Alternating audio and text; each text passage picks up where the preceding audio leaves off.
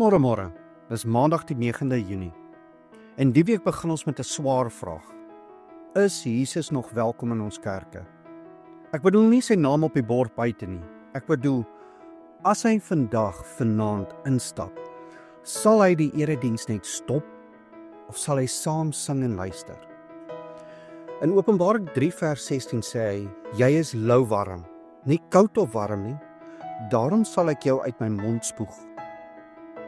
Hy praat met die gemeente van Laodicea, 'n gemeente met status en struktuur, maar nie die gees nie.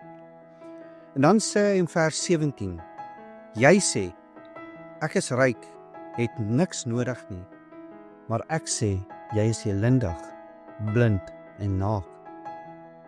Is dit nie die moderne kerk nie?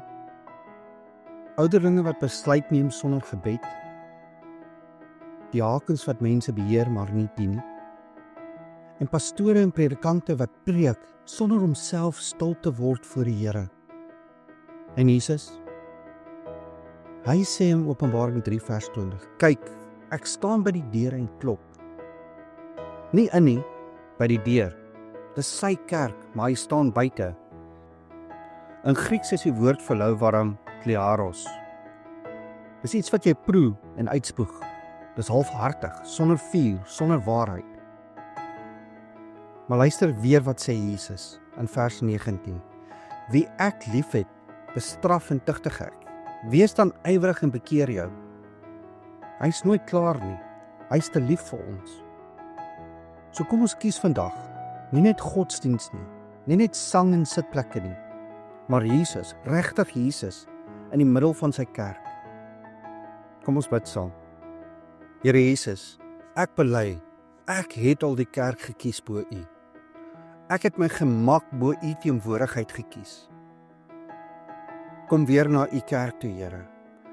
Reinig ons van mensgemaakte reëls en strukture. Mag ons kerk weer U huis wees. En mag ek weer U kind wees. Nie lauwarm nie, nie net 'n versiering nie. Eg en warm. In Jesus naam. Amen. En onthou, jy is dalk die Bybel wat iemand vandag moet ontmoet. Nie omdat jy als reg het nie, maar omdat jy Jesus regtig toegelaat het in jou lewe. Ek hoop jy het 'n geseënde Maandag.